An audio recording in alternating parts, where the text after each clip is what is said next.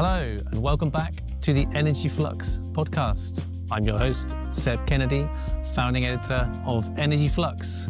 I'm here by beautiful Regent's Canal in central London, filming by one of my favourite buildings in London, which are the old converted Gasometer buildings, which you can see behind me there. They were old town gas storage facilities, which were converted into housing several years ago, and they just make for just the most wonderful kind of mix of architecture and energy infrastructure. So I'm going to give you a little tour of this really beautiful part of London on this spectacular winter's day, while I reflect a little bit on some of the themes from 2025 in the world of energy, gas and liquefied natural gas markets. And I have another listener question which seems very timely to address. So I might start with that actually, because I put out a video reel on LinkedIn earlier this week before appearing at a speaker panel of thought leaders invited by the Global Renewables Alliance to discuss the energy transition. I gave a kind of slightly alternative perspective to the renewables folks who were gathered there, just to explain to them the importance of gas pricing and gas markets when trying to understand the energy transition, the trajectory, the pace of investment, and also the kind of mentality, the mindset of policymakers as the markets evolve from the kind of crisis period into the new regime that's about to unfold, which I'll talk about. And in that video and in the event where I then subsequently spoke, I was talking about exactly that, the cheap gas, this new pricing regime that's coming with the glut of LNG, which is going to depress hub prices and make gas cheaper, make power cheaper in gas and LNG importing regions around the world. That's going to fundamentally change the entire outlook, I would say, for the rest of this decade. I think that the second half of this decade is going to look very different to the first. The energy crisis and scarcity pricing, that's all going into the rearview mirror fairly quickly, notwithstanding a kind of last winter spike in prices, which is kind of to be expected at this time of year as the cold weather bites. But the kind of macro trend is definitely downwards towards softer market pricing, lower spreads on the spark spread, and lower returns for storage facilities. I think that this is a challenge for the energy transition, because it really makes many investments more difficult in the energy transition space. If gas is cheap for those reasons, a heat pump becomes less cost effective compared to heating your home with gas, and electrification becomes less urgent a priority if sticking with gas is so much easier and straightforward and doesn't require upfront capital investment. But I had a question from Ben in London, who asked me, let me call up his question here. So, Seb, is there a counterfactual that suggests that falling marginal price of gas floats all boats, i.e. making the clean energy transition easier in the UK, or is that wishful thinking? And I mean, it's not wrong to imagine that, because there will be kind of edge cases where having cheaper gas and cheaper electricity will improve uptake of energy transition technologies and decarbonisation. So having cheaper electricity, it probably does assist with electrification in the kind of broadest general sense, because if electricity is cheaper, the cost of running an electric vehicle, for example, becomes cheaper. But I think those are really edge cases, because it's competing against diesel and gasoline, petrol, rather than against natural gas, because we don't really have gas-powered cars in use in Europe very broadly. But there's this other question around mindset, which I touched on earlier, which is that the policymakers, there are so many crises wherever you look. transatlantic relationships with the Trump administration, which are extremely fraught at the moment, particularly regarding the question of a Ukraine peace settlement, which is supposedly moving forwards and approaching something resembling a conclusion, but it's very hard to see that in reality as the drones and missiles keep raining down, and there was really no budge in the overall positioning of either side in that conflict. So this idea that, you know, kind of energy is an urgent priority, that we have to subsidize bills, that we have to somehow keep factories from shuttering their doors because energy costs are too high, those concerns are drifting away, and I think you're going to see this kind of mindset shift to a place where other priorities have space, because European economies have really been absolutely hammered by the energy crisis, and their policymakers have just been completely unable to think about anything else.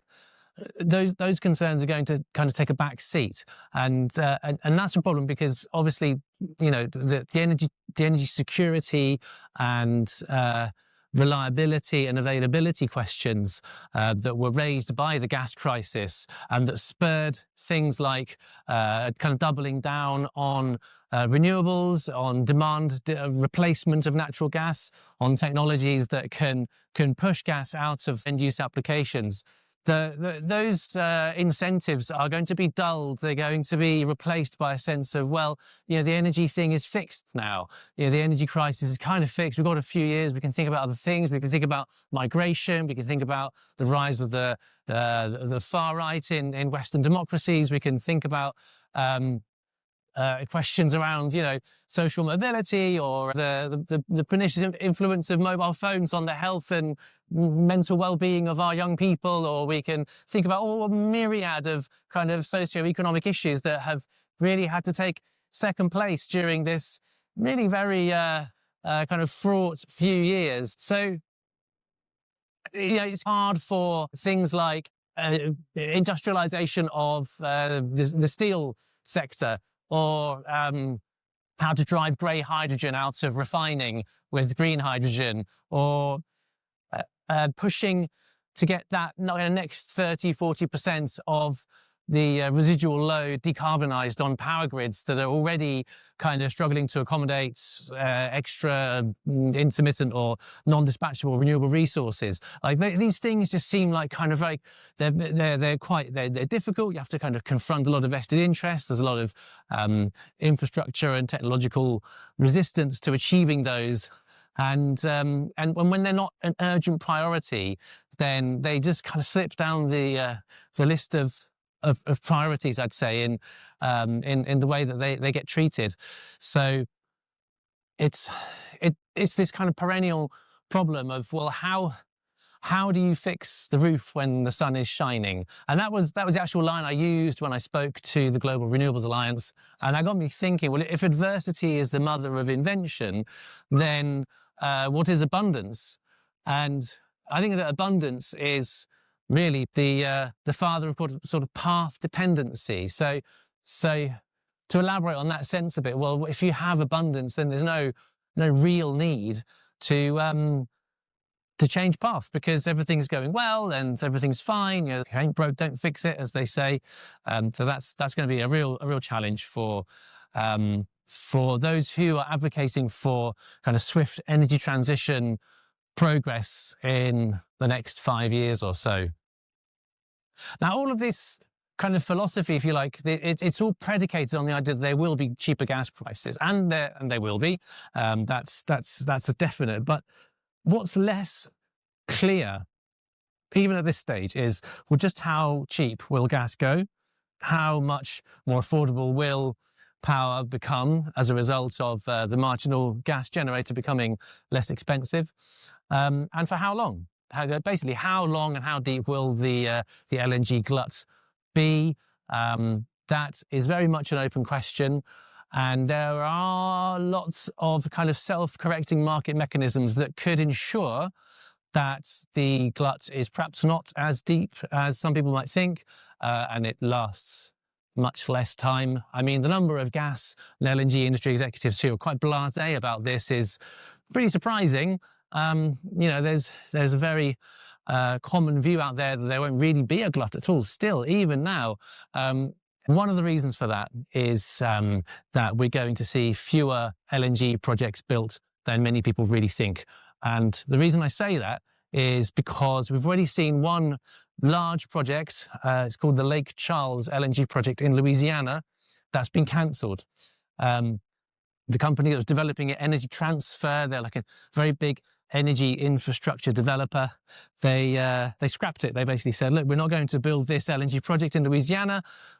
The return on investment is just not there. It's not adequate. It's like, there's no point putting our capital into that. There are other projects, other places where there's a better return on investment. And they actually named natural gas pipeline projects that they have under development in the lower 48 states of America. And I think that is just such a telling development. It's really significant, because the whole kind of investment thesis in the gas world is being turned on its head. It always used to be the case that gas pipelines were really quite a boring investment. It's just like point-to-point distribution, midstream revenue. They're kind of low risk, low return, almost like utility style paybacks. It's not exciting place to put your capital, but it's like kind of guaranteed growth sector if you want that kind of risk profile.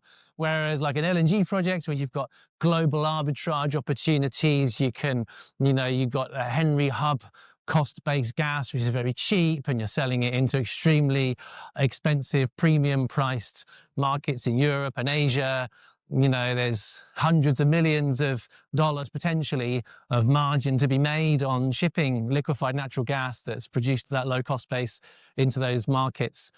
And I think Energy Transfer is realizing that story of like massive margins to be made on LNG projects, it's just starting to fall apart a little bit.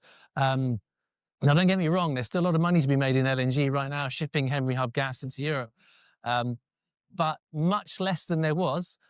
And the outlook, which is the most important thing, which is like, where is it going to be in the future when a lot of these projects that are still under development actually come online, then the question is, well, where will margins be then at that time? And that's the really tricky question to answer, because the futures markets are pricing in further compression of spreads between the US Gulf Coast and Europe and Asia, which I've talked about many times, both on this podcast and other industry events. So that's really is, I think, weighing on minds. And Energy Transfer, they can see the writing on the wall, really. I think they understand that, the amount they can expect to make from it is going to be much lower than when they perhaps started the development phase of this project. Plus, the other aspect of this is that they would have to pre-sell the LNG into the market before they can take a final investment decision and get bank finance to cover the construction costs. And the bank asks, the bank requires that kind of revenue certainty. So you have to pre-sell up to sort of around about 80% is the target. So 80% of your production volume needs to be pre-sold under firm, binding, almost gold-plated sales and purchase agreements that binds the buyer to and makes them commit to paying for those volumes, whether they use them or not. And that's a really, really hard thing to do when all the buyers, all the big gas buyers around the world, they can see what everyone else can see, which is that the spot market is going to get very cheap. So why do you need to tether yourself to a 15 or 20-year sales and purchase agreement when you can just dip into the spot market and get cheap gas without the commitment? So I think Energy Transfer and many other LNG projects are going to run up against that reality, which is that, why would buyers commit and underwrite more liquefaction capacity when there's already arguably going to be too much? So that's that kind of attrition of projects, the failure of projects to be developed.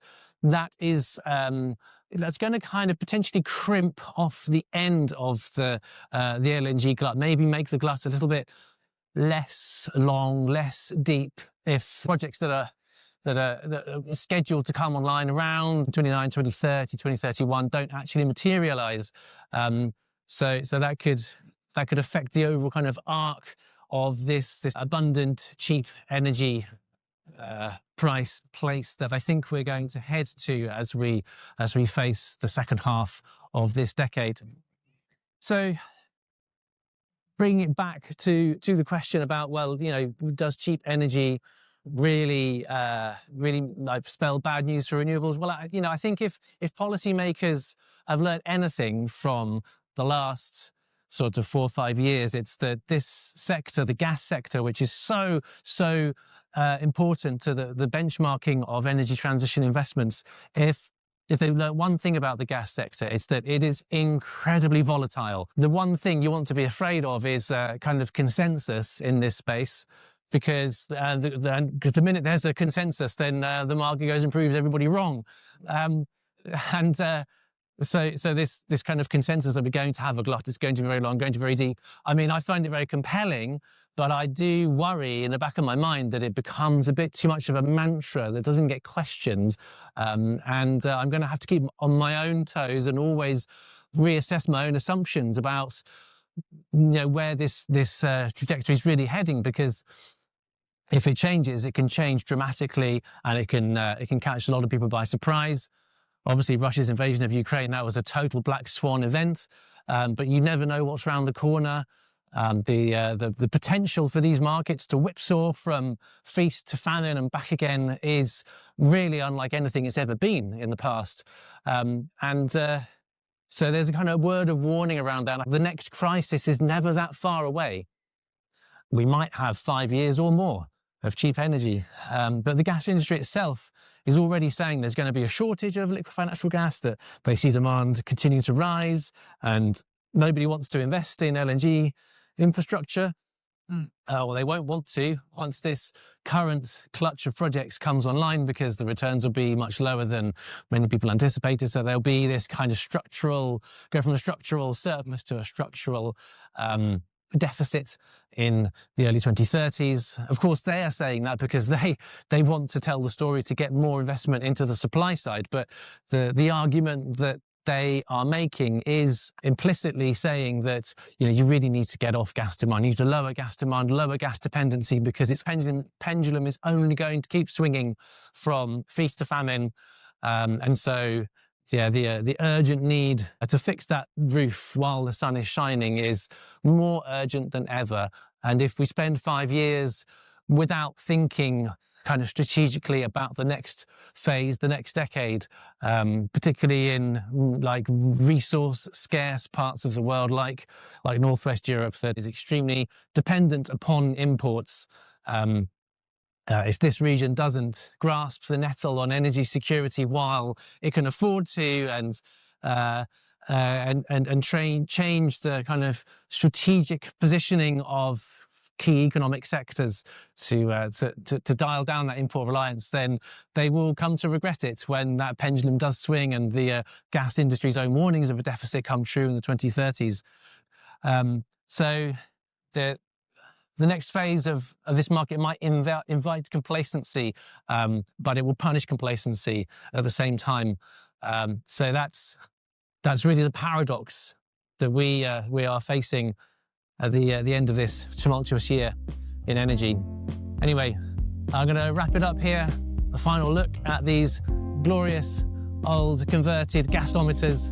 They really are quite the sight in this spectacular winter sun. I hope you enjoyed the tour. I hope you've enjoyed reading Energy Flux. If indeed you do, if you don't, then you can fix that. Go to www.energyflux.news, sign up for the free newsletter, check out the deep dives, the chart deck. It's the place where I analyse gas markets in forensic detail. And there's a huge amount of value there in front of the paywall and even more behind it for paid subscribers. So if you want to get a handle on gas markets, Energy Flux is the place to do it. It's truly independent newsletter, no advertising, no corporate sponsors. It's honest, unfiltered data and debate and grounded opinions about this fascinating market that is just so central to the entire global economy, really.